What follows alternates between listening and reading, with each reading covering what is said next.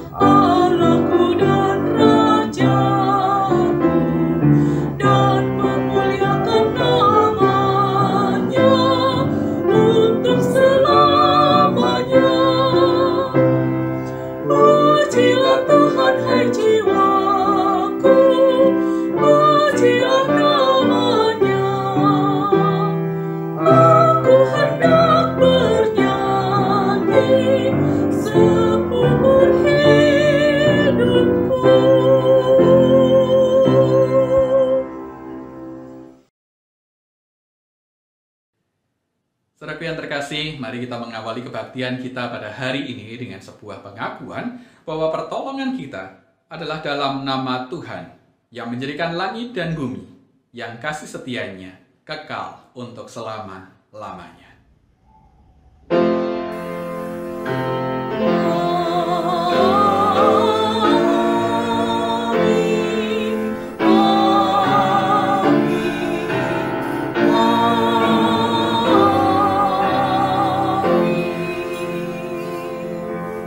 Salam sejahtera bagi saudara yang datang dalam nama Tuhan. Tuhan besertamu.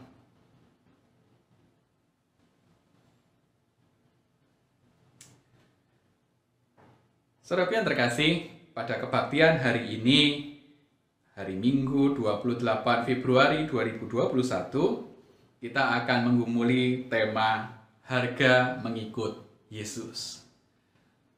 Saudaraku yang terkasih, melalui tema ini kita akan diingatkan kembali bahwa mengikut Yesus bukanlah tanpa konsekuensi.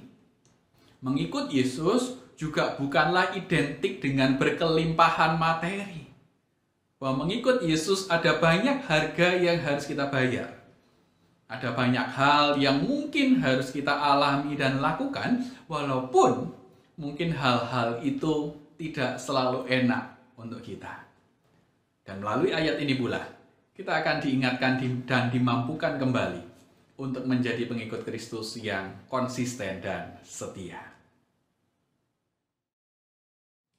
Saudara yang terkasih, marilah kita merendahkan diri dan mengakui segala kesalahan dan dosa yang kita perbuat di hadapan Tuhan.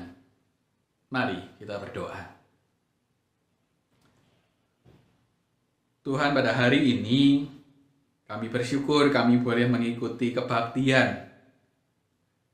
Kami bersyukur atas setiap penyertaan dan rahmat Tuhan yang terjadi dalam kehidupan kami. Tetapi kami menyadari Tuhan, bahwa ketika Engkau setia kepada kami, tidak demikian dengan diri kami. Kami mengaku bahwa acap kali ketika kondisi kehidupan kami tidak seperti yang kami harapkan, kami bertanya-tanya dan bahkan meragukan penyertaan Tuhan. Kami menyadari bahwa seringkali iman percaya kami goyah ketika apa yang kami inginkan atau harapan itu tidak kunjung terkabul. Oleh karena itu pada hari ini kami memohon ampunan. Kami memohon ampunan manakala kami masih sering meragukan Tuhan. Kami juga memohon ampunan manakala dalam kehidupan ini iman percaya kami sering goyah. Dan Tuhan, mampukan kami menjadi umat-Mu yang konsisten dan setia mengikut Engkau, apapun konsekuensinya. Mampukan kami menjadi orang-orang Kristen yang setia dan tangguh dalam menjalani kehidupan ini. Itulah doa kami, itulah permohonan ampunan kami, Tuhan. Di dalam nama Tuhan Yesus Kristus, kami berdoa dan memohon ampunan. Amin.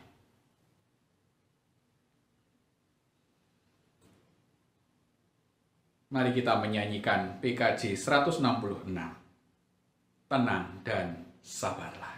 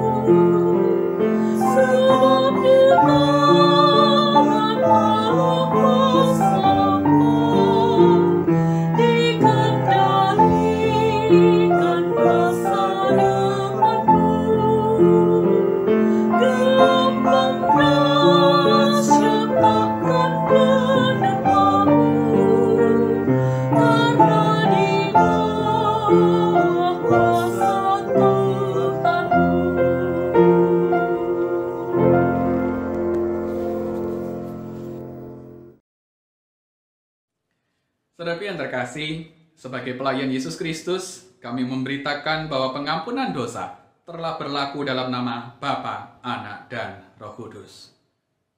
Marilah kita mendengar berita anugerah yang diambil dari 1 Yohanes pasalnya yang pertama, ayatnya yang ke-9. Jika kita mengaku dosa kita, maka Ia adalah setia dan adil, sehingga Ia akan mengampuni segala dosa kita dan menyucikan kita dari segala kejahatan. Demikianlah berita anugerah dari Tuhan. Salam damai untuk kita sekalian.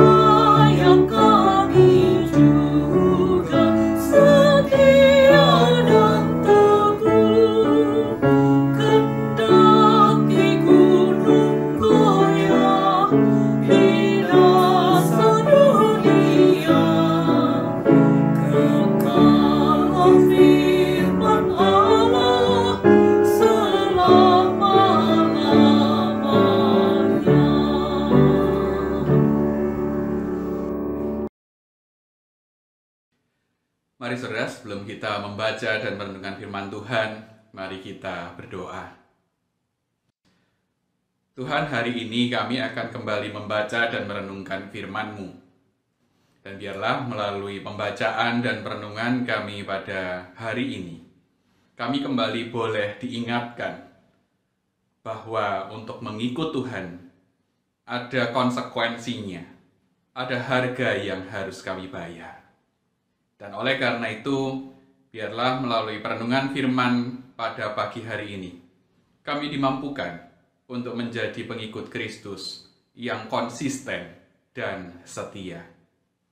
Kami menyerahkan renungan kami hanya ke dalam satu nama Tuhan Yesus Kristus, Sang Juru Selamat kami yang hidup. Haleluya. Amin.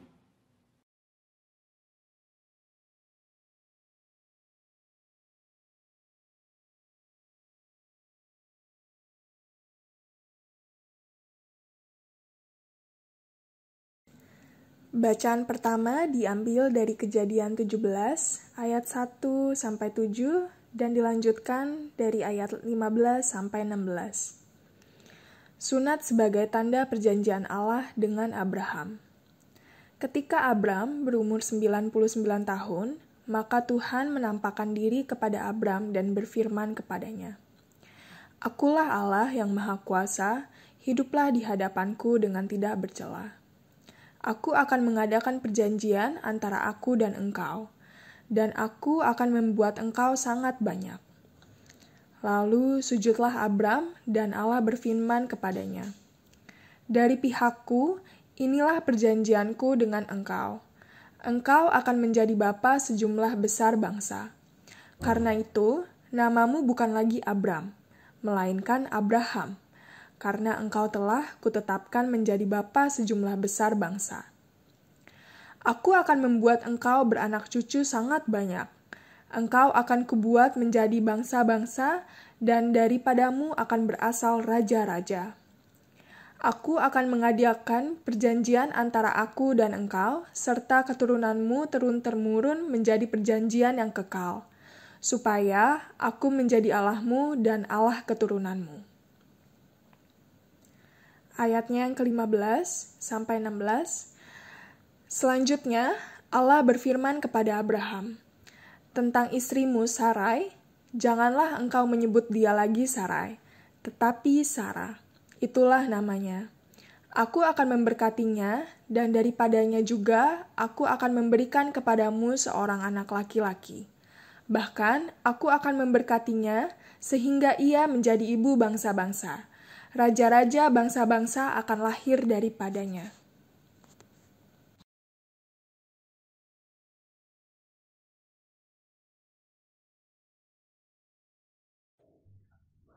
Kita akan menanggapi bacaan yang pertama tadi dengan membaca dari Mazmur 22 ayat 23 hingga ayat 32.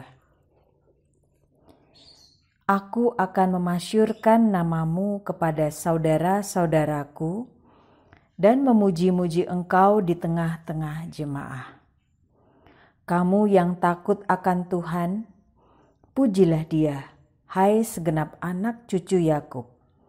Muliakanlah dia, dan gentarlah terhadap dia, hai segenap anak cucu Israel. Sebab ia tidak memandang hina ataupun merasa jijik kesengsaraan orang yang tertindas, dan ia tidak menyembunyikan wajahnya kepada orang itu. Dan ia mendengar ketika orang itu berteriak minta tolong kepadanya. Karena engkau, aku memuji-muji dalam jemaah yang besar. Nazarku akan kubayar di depan mereka yang takut akan dia. Orang yang rendah hati akan makan dan kenyang. Orang yang mencari Tuhan akan memuji-muji dia. Biarlah hatimu hidup untuk selamanya. Segala ujung bumi akan mengingatnya dan berbalik kepada Tuhan. Dan segala kaum dari bangsa-bangsa akan sujud menyembah di hadapannya. Sebab Tuhanlah yang empunya kerajaan, dialah yang memerintah atas bangsa-bangsa. Ya, kepadanya akan sujud menyembah semua orang sombong di bumi. Di hadapannya akan berlutut semua orang yang turun ke dalam debu dan orang yang tidak dapat menyambung hidup. Anak-anak cucu akan beribadah kepadanya dan akan menceritakan tentang Tuhan kepada angkatan yang akan datang. Mereka akan memberitakan keadilannya kepada bangsa yang akan lahir nanti, sebab ia telah melakukannya.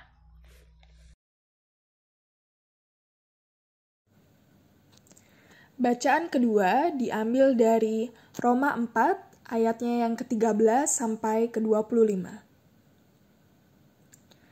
Sebab bukan karena hukum Taurat telah diberikan janji kepada Abraham dan keturunannya bahwa ia akan memiliki dunia, tetapi karena kebenaran berdasarkan iman.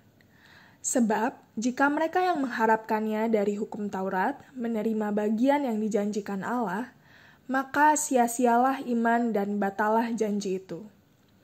Karena hukum Taurat membangkitkan murka. Tetapi di mana tidak ada hukum Taurat, di situ tidak ada juga pelanggaran. Karena itulah kebenaran berdasarkan iman supaya merupakan kasih karunia. Sehingga janji itu berlaku bagi semua keturunan Abraham, bukan hanya bagi mereka yang hidup dari hukum Taurat, tetapi juga bagi mereka yang hidup dari iman Abraham. Sebab Abraham adalah bapa kita semua. Seperti ada tertulis, engkau telah kutetapkan menjadi bapa banyak bangsa.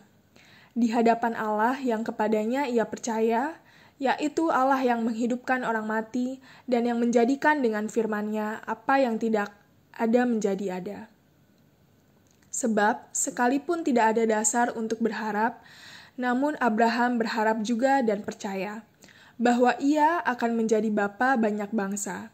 Menurut yang telah difirmankan, demikianlah banyaknya nanti keturunanmu. Imannya tidak menjadi lemah, walaupun ia mengetahui bahwa tubuhnya sudah sangat lemah, karena usianya telah kira-kira 100 tahun, dan bahwa rahim Sarah telah tertutup. Tetapi terhadap janji Allah, ia tidak bimbang karena ketidakpercayaan. Malah ia diperkuat dalam imannya dan ia memuliakan Allah. Dengan penuh keyakinan bahwa Allah berkuasa untuk melaksanakan apa yang telah ia janjikan. Karena itu, hal ini diperhitungkan kepadanya sebagai kebenaran. Kata-kata ini, yaitu, hal ini diperhitungkan kepadanya, tidak ditulis untuk Abraham saja, tetapi ditulis juga untuk kita. Sebab, kepada kita pun Allah memperhitungkannya. Karena kita percaya kepada Dia yang telah membangkitkan Yesus, Tuhan kita dari antara orang mati, yaitu Yesus, yang telah diserahkan karena pelanggaran kita dan dibangkitkan karena pembenaran kita.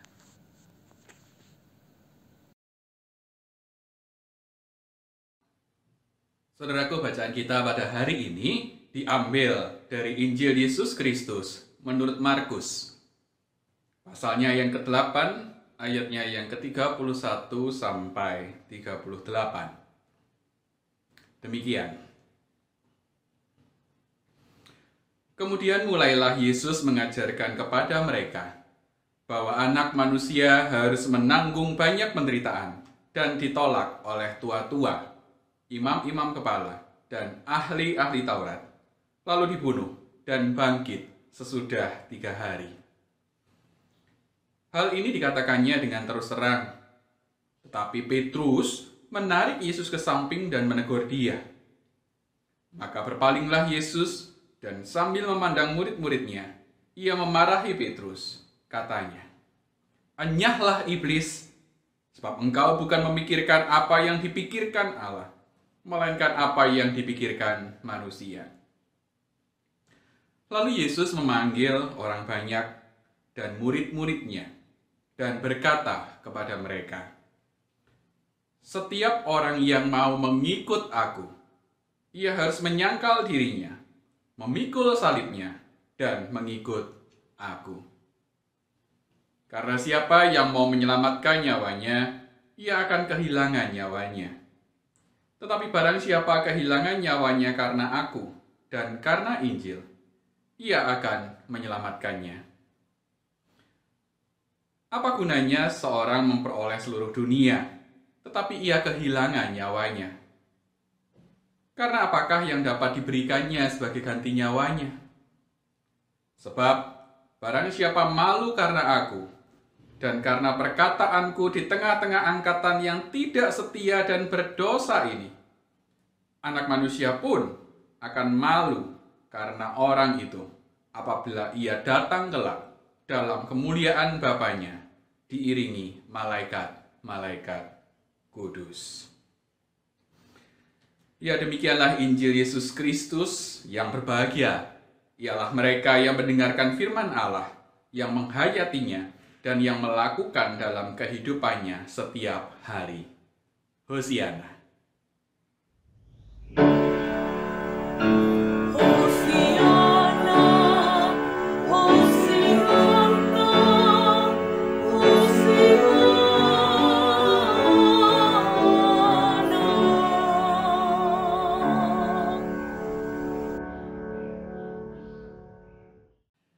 Saudaraku yang terkasih, jika Anda ditanya, jadi orang Kristen itu enak atau tidak? Apa jawab Anda? Jika saya yang ditanya, maka saya akan menjawab, ya, jadi orang Kristen itu ada enaknya dan ada nggak enaknya. Paling tidak, pada bacaan kita hari ini, khususnya bacaan pertama dan Injil, merekam dua kondisi itu, saudara. Saudara yang terkasih, dalam bacaan kita yang pertama dalam kitab Kejadian, saudara, di situ dikisahkan bahwa Allah kembali mengulangi janjinya kepada Abraham. Janji apa? Ya, seperti yang saya yakin kita pada tahu, bahwa Allah berjanji akan memberi Abraham keturunan yang begitu banyak, sangat banyak. Dalam ayat 6 dikatakan, "Aku akan membuat engkau beranak cucu sangat banyak. Engkau akan kubuat menjadi bangsa-bangsa, dan daripadamu akan berasal raja-raja." Saudara, ini tentu selaras dengan keinginan serta harapan dari Abraham dan Sarah. Untuk memiliki keturunan, mereka menginginkan itu sejak lama. Setelah sekian lama menikah, mereka tidak kunjung diberi keturunan. Dan tentu, bagi pasangan suami istri, memiliki keturunan adalah sebuah harapan yang lumrah, bukan? Dan saudaraku, ketika Allah memberikan janji keturunan ini, tentu ini senada. Ini selaras dengan apa yang Abraham dan Sarah inginkan pada saat itu. Janji yang luar biasa, janji yang menyenangkan untuk Abraham dan Sarah. Dan bahkan saudara, untuk meneguhkan janjinya, bahkan Allah mengubah nama Abram menjadi Abraham, yang berarti bapa orang banyak. Saudara yang terkasih, melalui kisah yang pertama ini, tentu ini adalah sesuatu hal yang bisa dibilang enak. Bahwa mengikut Tuhan berdampak mendapat sesuatu yang kita inginkan. Bahwa dalam kondisi seperti ini, Tuhan biasanya akan nampak begitu baik, Tuhan biasanya akan nampak begitu murah hati. Kita ingin A, Tuhan kasih A. Kita ingin B, Tuhan pun memberikan B. Dan hidup akan terasa lebih menyenangkan, bukan? Ketika Tuhan mengabulkan segala apa yang kita harapkan. Dan saudaraku, tentu menjadi orang Kristen yang seperti ini, menjadi orang Kristen dengan kondisi seperti ini tentulah menjadi idaman banyak orang. Yaitu menjadi orang Kristen yang berkelimpahan berkat setiap harinya. Pengen apa? Dikasih. Saudara, bukankah kondisi-kondisi seperti ini yang acap kali diceritakan dalam kesaksian-kesaksian orang Kristen? Bahwa banyak orang Kristen yang bersaksi bahwa dulu sakit, sekarang dipulihkan oleh Tuhan. Dulu bangkrut, kena PHK, sekarang Tuhan pulihkan menjadi sukses kembali. Bagi Anda, anak-anak muda, dulu sulitnya bukan main, cari pasangan hidup, cari pacar, tidak mudah. Tetapi puji Tuhan, sekarang Tuhan mengirimkan tulang rusuknya untukku. Saudara, bukankah banyak cerita-cerita yang seperti ini? Bahwa Tuhan menolong umatnya, bahwa Tuhan mengabulkan apa yang umat harapkan. Nah, saudaraku yang terkasih dalam Yesus Kristus, banyak kesaksian-kesaksian serupa yang menceritakan kisah-kisah betapa enaknya jadi orang Kristen. Banyak kesaksian-kesaksian yang ketika kita mendengarnya, kita lantas berpikir, wah luar biasa, Tuhan itu baik. Ketika apa yang diharapkan itu dikabulkan oleh Tuhan. Dan ketika Tuhan pada saat itu nampak begitu luar biasa, melimpahkan berkat-berkatnya kepada kita. Menyenangkan, bukan? Tetapi saudara yang terkasih, kisah-kisah tadi memang nyata. Kisah-kisah yang tadi saya sampaikan, bahwa yang sakit dipulihkan Tuhan, yang bangkrut kembali dibawa menuju ke jalan kesuksesan. Saudara, kisah-kisah itu memang nyata ada dan memang terjadi. Tetapi yang perlu kita sadari, saudara, bahwa itu hanyalah satu sisi dari kehidupan orang Kristen. Ada sisi lain yang kerap kali kita lupakan. Dan bahkan sisi lain ini ketika terjadi, kerap kali membuat kita kecewa pada Tuhan.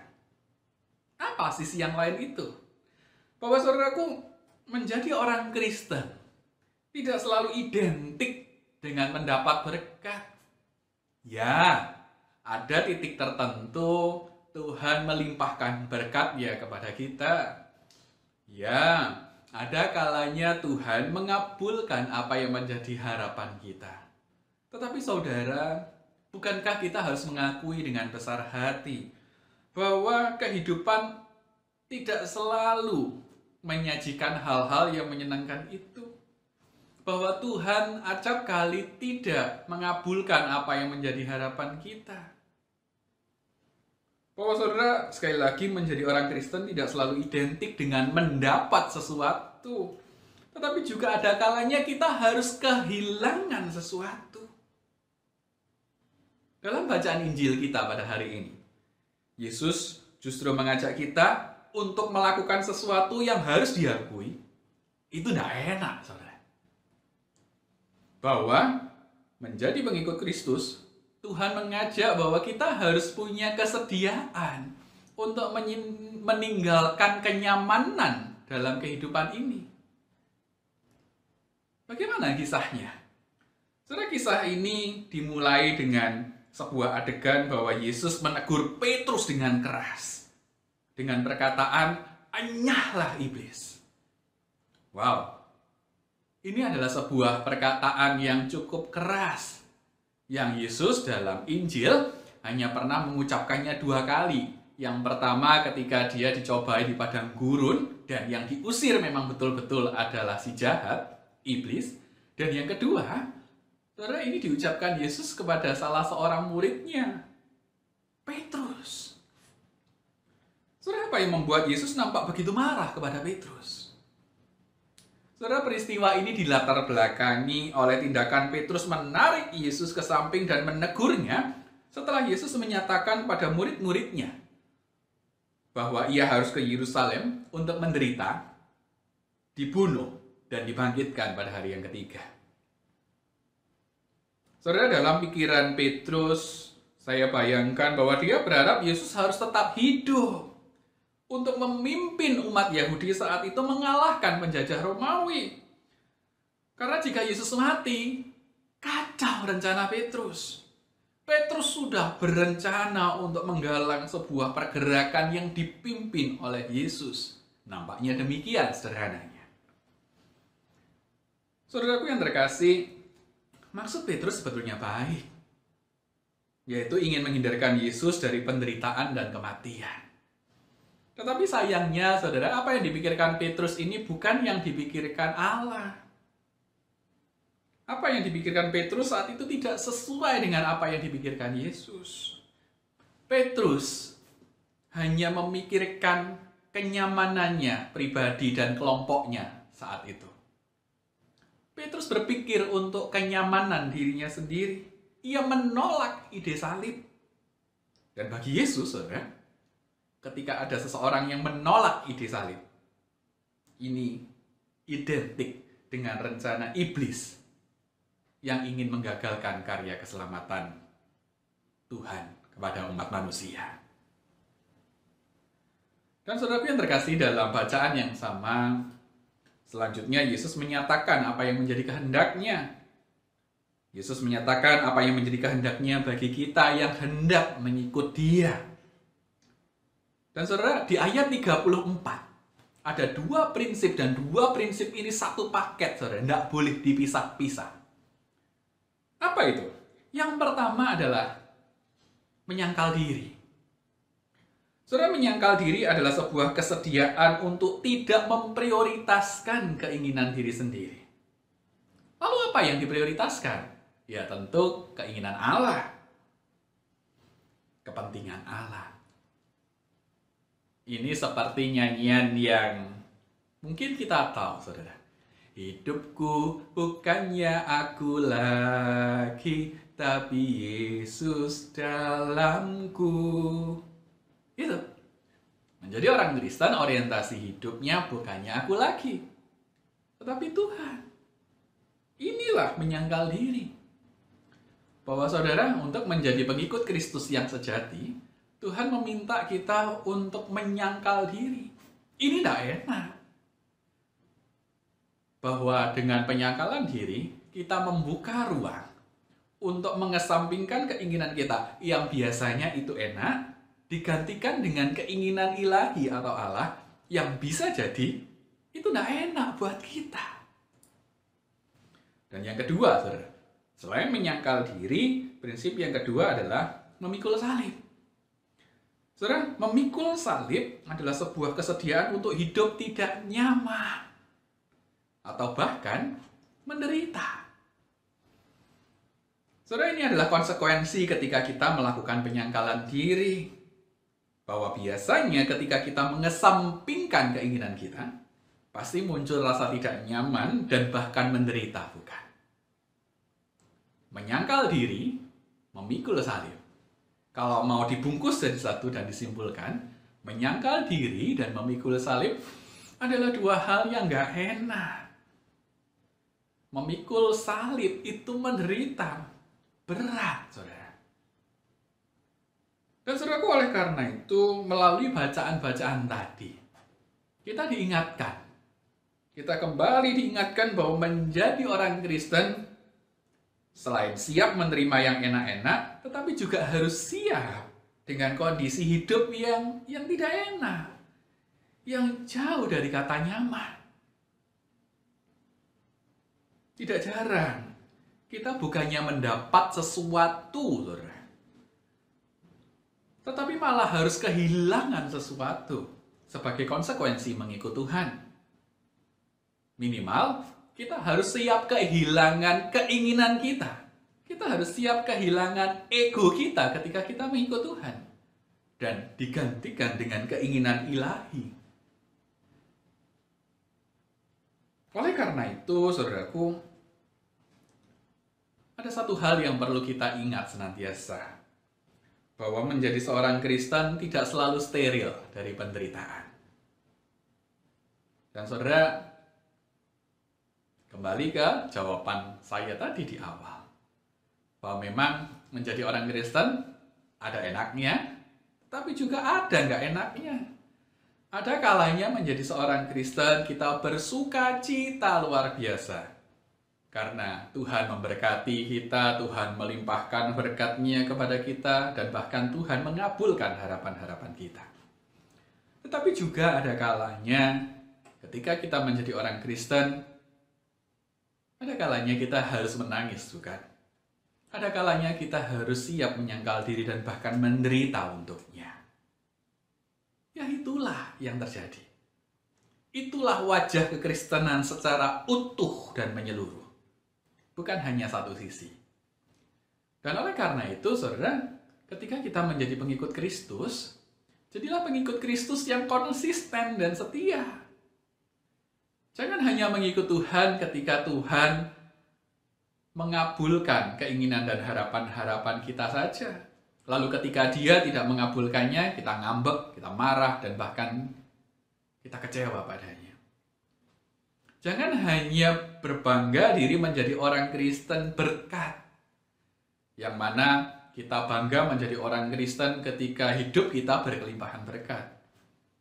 Jangan hanya bangga di situ, tetapi juga banggalah menjadi orang Kristen yang menderita. Tentu menderita karena Kristus, bukan menderita karena kesalahan kita sendiri.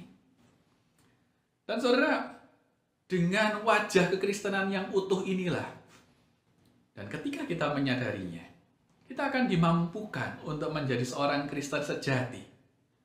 Seorang Kristen yang memang betul-betul mau mengikuti Kristus itu dengan konsisten, ajak. Nggak sedut-senut. Nggak kadang ikut, kadang enggak. Kalau enak ikut, kalau enak enggak. Nggak enak enggak. Nggak enak, saudara. Saudara,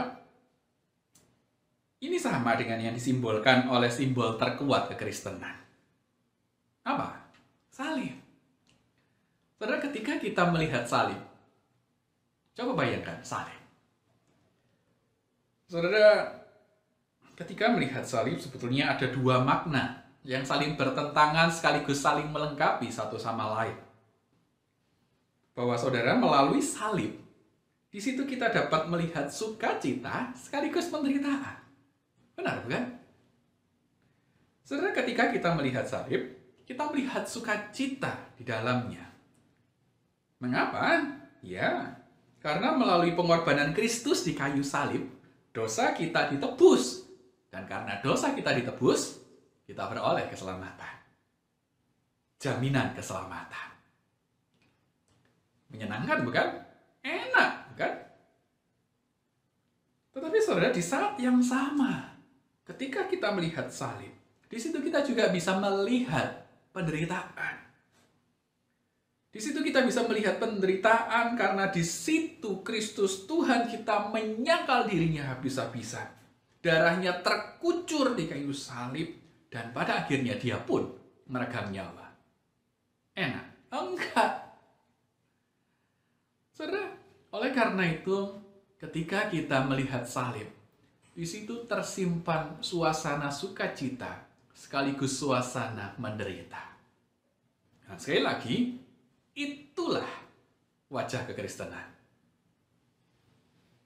Dan oleh karena itu, saudara, dalam mengikut Kristus, kita harus siap tidak hanya sebatas mendapat berkat darinya, tetapi kita juga harus siap untuk diajak menyangkal diri dan memikul salib, bahkan menderita bersamanya. Jangan hanya menjadi orang Kristen zona nyaman, tetapi jadilah orang Kristen yang betul-betul setia. Apapun kondisinya, pokoknya satu, mengikut Kristus. Dan oleh karena itu, marilah kita memasuki Minggu Prapaskah 2 ini dengan sebuah tekad dan penghayatan untuk mau mengikut Kristus dengan setia, berapapun dan apapun harganya. Mari kita belajar. Mari kita terus berkomitmen untuk menjadi pengikut Kristus yang setia, apapun konsekuensinya dalam kehidupan ini. Tuhan memberkati kita semua. Amin. Saat teduh untuk kita.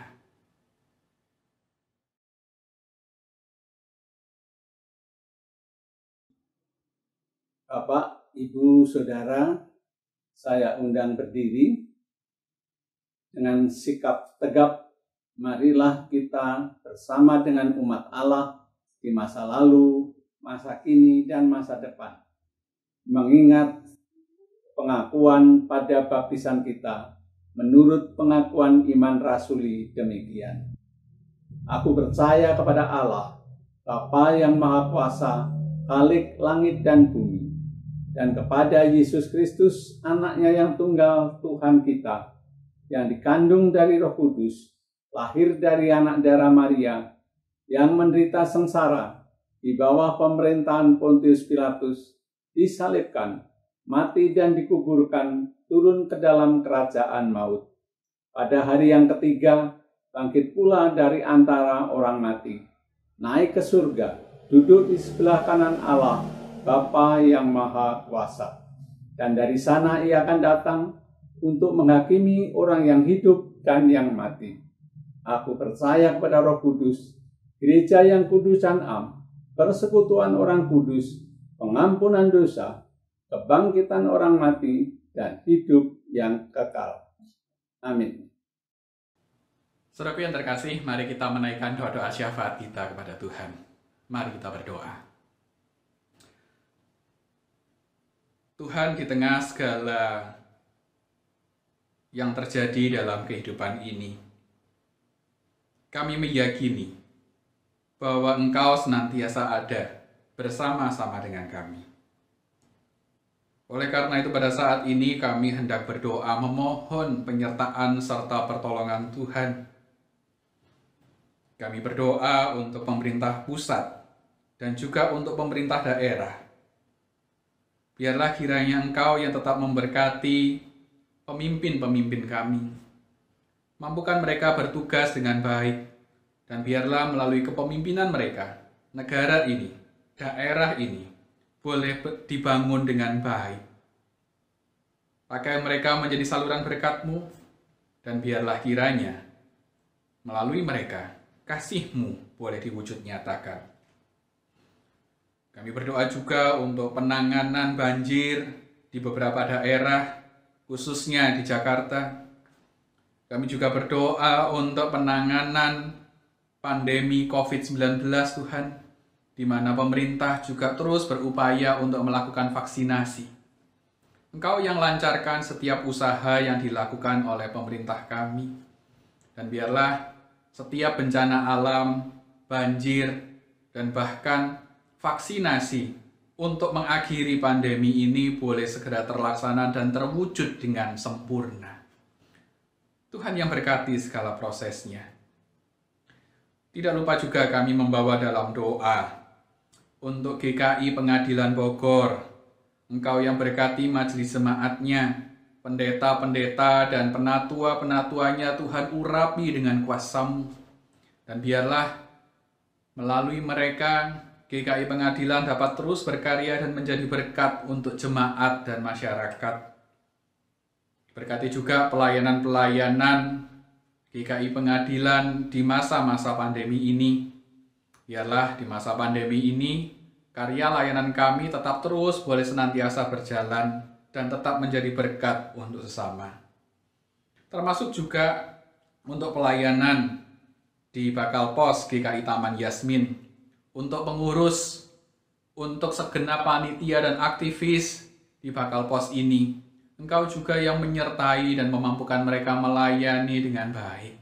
Dan biarlah melalui karya pelayanan yang ada, Bakal Pos ini dapat terus bertumbuh Tuhan. Dapat terus melayani dengan baik sesuai dengan apa yang Tuhan kehendaki. Termasuk juga untuk keluarga kami yang mungkin saat ini sedang sakit. Untuk saudara-saudara kami yang saat ini mungkin sedang dalam masa pemulihan. Dan bahkan bagi setiap mereka yang mungkin saat ini sedang punya pergumulan tertentu, pergumulan berat. Kami juga memohon penyertaan-Mu hadir di tengah-tengah mereka, Tuhan. Dan biarlah Engkau yang tetap memampukan mereka untuk setia mengikut Tuhan. Walaupun mungkin kondisi mereka saat ini kurang begitu baik. Biarlah kasih setia-Mu yang tetap menaungi mereka senantiasa. Dan kami juga berdoa untuk tahun 2021 ini, dengan segenap keterbatasan masa pandemi yang terjadi, kami juga tetap memohon penyertaan-Mu dalam setiap langkah kehidupan kami, Tuhan. Engkau yang menjaga dan menyertai kami senantiasa. Terima kasih Bapa, itulah doa dan permohonan kami.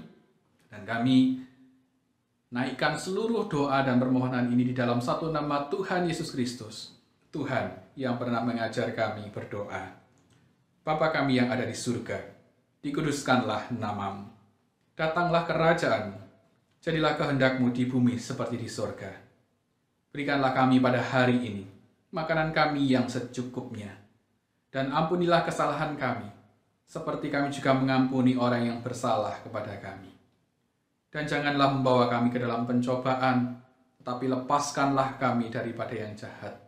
Sebab Engkaulah yang mempunyai kerajaan dan kuasa dan kemuliaan sampai selama-lamanya. Amin. Bapak, Ibu, Saudara yang diberkati Tuhan Yesus, marilah kita membawa persembahan syukur kita kepada Allah yang telah mengasihi hidup kita hingga hari ini. Pada saat kita melakukan ibadah virtual, persembahan Bapak, Ibu, Saudara yang telah disiapkan dapat ditransfer melalui rekening Bank BNI dengan nomor akun seperti yang tertera di layar. Atau Bapak Ibu dapat memasukkan ke dalam amplop dan dikumpulkan, diserahkan kepada gereja pada saat kita sudah dapat melakukan ibadah secara onsite. Mendasari persembahan yang kita bawa kepada Allah, marilah kita dengar firman Tuhan dari 2 Korintus 8 ayat 2 yang berbunyi demikian. Selagi dicobai dengan berat dalam berbagai penderitaan, sukacita mereka meluap, dan meskipun mereka sangat miskin, namun mereka kaya dalam kemurahan. Pada saat kita mengumpulkan persembahan, kita naikkan pujian dari Kidung Jemaat 302, bait 1 sampai 3. Ku beri persembahan.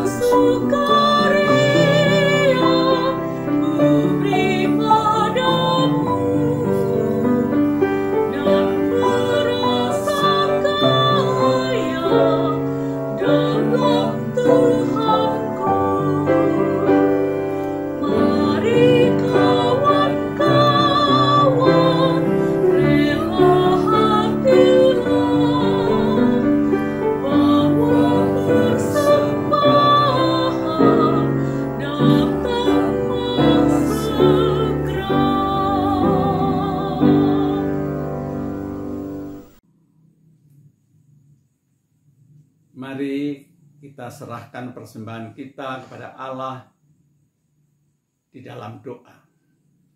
Kita berdoa. Ya Allah, Bapa Surgawi, sumber segala berkat, kami datang membawa persembahan syukur kami kepadamu, ya Allah. Terimalah, kuduskanlah, agar persembahan kami boleh menjadi kemuliaan bagi nama Tuhan. Ajar kami, mampukan kami dengan pertolongan Roh-Mu yang kudus. Kami dapat mempersembahkan hidup kami untuk memuliakan nama Tuhan. Di dalam Yesus Kristus kami membawa persembahan syukur kami. Amin. Bapak, Ibu, Saudara, dengan berpegang pada firman Tuhan yang telah kita dengarkan bersama, marilah kita memasuki minggu yang akan datang di dalam kasih dan penyertaan Tuhan Yesus. Kita angkat pujian pengutusan dari Kidung Jemaat 446, bait pertama sampai 3.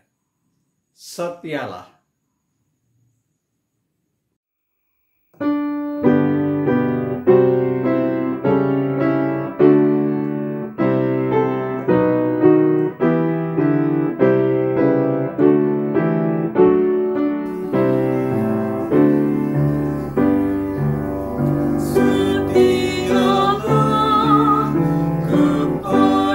Tuhan, hai kawan yang benar.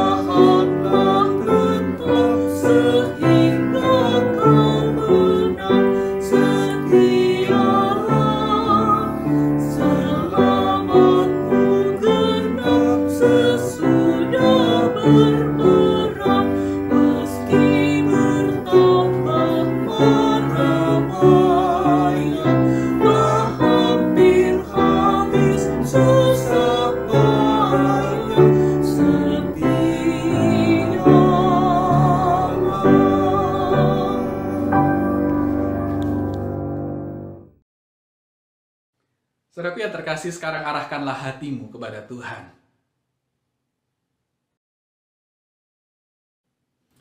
Jadilah saksi Kristus. Terpujilah Tuhan. Dan sekarang terimalah berkat Tuhan. Tuhan memberkati engkau dan melindungi engkau. Tuhan menyinari engkau dengan wajah-Nya dan memberi engkau kasih karunia. Tuhan menghadapkan wajah-Nya kepadamu dan memberi engkau damai sejahtera. Hosiana.